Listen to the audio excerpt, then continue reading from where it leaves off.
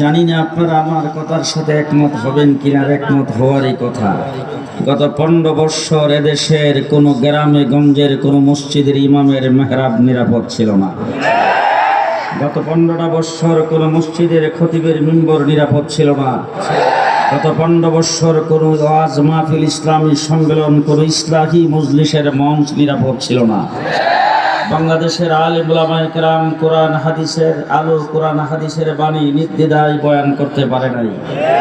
মাহফিলগুলোতে যিনি ওয়াজ করতে গিয়েছেন সেই বিজ্ঞ আলেম বুজুর্গ তারাও আক্রান্ত হয়েছে। অনেকের সামনের থেকে মাইক টান দিয়ে নিয়ে নেওয়া হয়েছে। কাউকে এই স্টেজের মধ্যে কাউকে লাঞ্ছিত হইতে হয়েছে।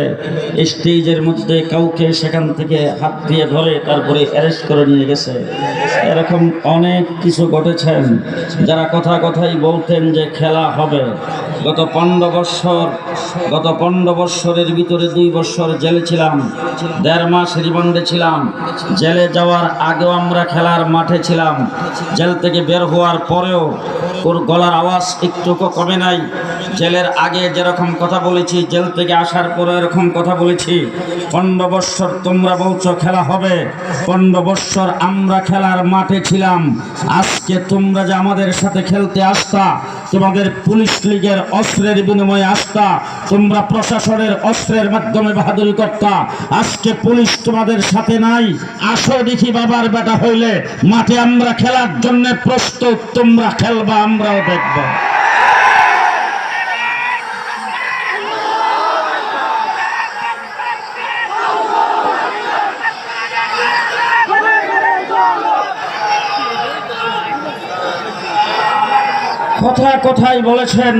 কথাই বলেছেন পালাবো না।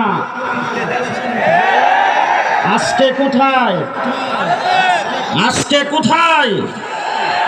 1.5 মাস রিমান্ডে ছিলাম। সেই রিমান্ডের ভিতরে কি অকথ্য ভাষায় গালিগালাজ করা হয়েছে। রাত্র দিন 24 ঘন্টা কি নির্যাতন করা হয়েছে। যদি বলতে চাই সারা রাত্র বললেও শেষ হবে না।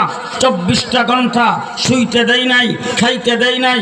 একটা রুমের ভিতরে রাখা হয়েছে, সেখানকার মধ্যে কোনো বিছনাপত্র ছিল না। সেই জায়গার ভিতরে 1.5 মাস রিমান্ডের ভিতরে রাত্র দিন 24 ঘন্টা আমাদেরকে গালিগালাজ করতো। আমাকে লক্ষ্য করে বলতো পাকিস্তানি রাজাকার, আমরা দেশটাকে পাকিস্তান বানাতে চাই, আমরা পাকিস্তানের বংশধর। পরিষ্কার ভাষায় বলতে চাই, আমেরিকা সফর করেছি, কানাডা সফর করেছি, ইউরোপ সফর করেছি, মিডল ইস্টের প্রত্যেকটা দেশে গিয়েছি, পৃথিবীর অর্ধেকটা পৃথিবী সফর করেছি। পাকিস্তান কোনোদিন যাই নাই, সামনে কোনোদিন যাব কিনা সেটাও সন্দেহ। আমার বাংলাদেশের বর্ডারের পাশে পাকিস্তানের বর্ডার নয়, আমরা পাকিস্তানি রাজাকার নয়। এখন জিজ্ঞেস করতে চাই তোমরা গেলা কোথায়? তোমরা সবাই ভারতীয় রাজাকার।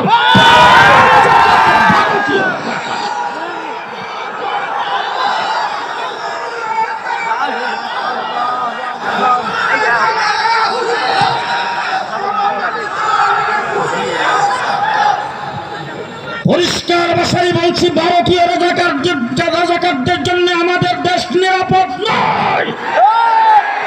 আমরা শঙ্কিত ভারতীয় রাজাকারদের জন্য। আমার দেশ স্বাধীনতা হুমকির সম্মুখীন ভারতীয় রাজাকারদের জন্য। আলেম ওলামায়ে কেরাম পাকিস্তানি রাজাকার নয়। পরিষ্কার ভাষায় বলছি, ভারত হোক, পাকিস্তান হোক, পরাজিত শক্তি পাকিস্তান হোক, পৃথিবীর কোন পরাশক্তি হোক, বাংলাদেশের স্বাধীনতার উপর যদি আঘাত করে তোমরা কিন্তু পরাফাস হয়ে যাবে। আমরা মাঠে লড়াই করতে প্রস্তুত।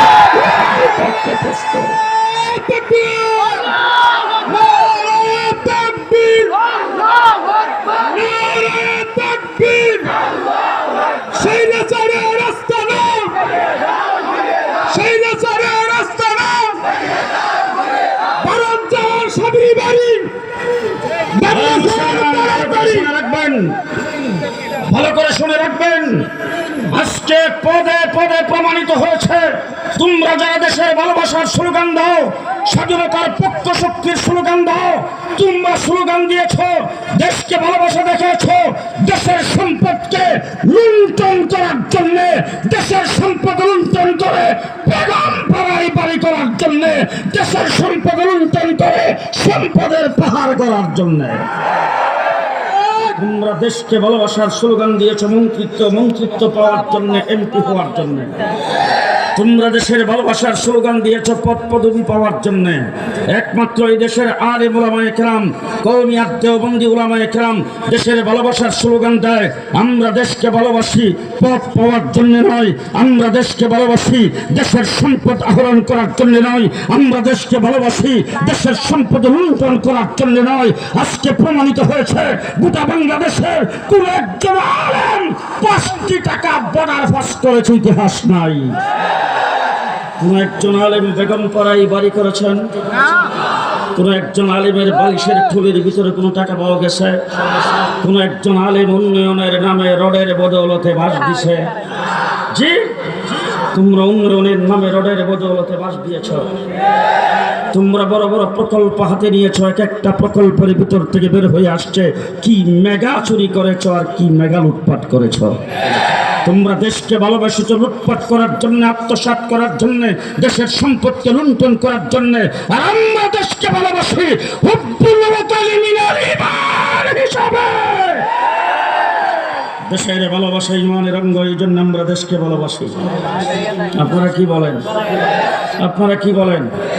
সামনে যদি বাংলাদেশের দিকে চোখ তুলে কেউ তাকায়, বাংলাদেশের স্বাধীনতার উপর যদি কোনো ব্যক্তি আক্রমণ করতে আসে, আমরা সেই ইসলামকে যেমন রক্ষা করব, দেশের স্বাধীনতাও রক্ষা করব। কারণ আমরা মনে করি ইসলাম থাকলে স্বাধীনতা থাকবে, স্বাধীনতা থাকলে ইসলাম থাকবে। ইসলাম এবং স্বাধীনতা এক এবং অভিন্ন। আজকে উলামা পরিষদ গঠিত হয়েছে, দেশটা স্বাধীন হওয়ার কারণে ইসলামী সম্মেলন হচ্ছে, দেশটা স্বাধীন হওয়ার কারণে টঙ্গীর বিশ্ব ইজতেমা হয়, দেশ স্বাধীন হওয়ার কারণে কাকরাইল মসজিদ আছে, দেশ স্বাধীন হওয়ার কারণে অসংখ্য গণিত মাদ্রাসা, দেশ স্বাধীন হওয়ার কারণে টুপি দাড়িওয়ালা, দেশ স্বাধীন হওয়ার কারণে স্বাধীনতা থাকলে ইসলাম থাকবে, ইসলাম থাকলে স্বাধীনতা থাকবে। স্বাধীনতার জন্য প্রথম রক্ত আমরা দিয়েছি, শেষ রক্ত আমরা দিয়েছি। সুতরাং আমরা ইসলামের যেমন পক্ষে, স্বাধীনতার পক্ষে। সামনে যদি বাংলাদেশের স্বাধীনতার উপর কোনো দিক থেকে আক্রমণ আসে, সর্বপ্রথম যেই গ্রুপ মাঠে নেমে স্বাধীনতা বিরোধীর মোকাবেলা করবে, সেই গ্রুপের নাম হলো উলামায়ে দেওবন্দের উলামায়ে কওমিয়াত জামাত। আমরা সকলেই প্রস্তুত আছি তো ইনশাআল্লাহ? প্রস্তুত আছি তো ইনশাআল্লাহ? আল্লাহ কবুল মঞ্জুর করুক। সকলে বলেন আমিন, সরে বলেন আমিন। আমরা সবাই মুসলমান, সবাই না, আমরা সবাই মুসলমান। আমরা বিশ্বাস করেছি কার উপর? আমাদের আস্থা কার উপর? আমাদের আত্মবিশ্বাস কার উপর? আমাদের তাওয়াক্কুল কার উপর?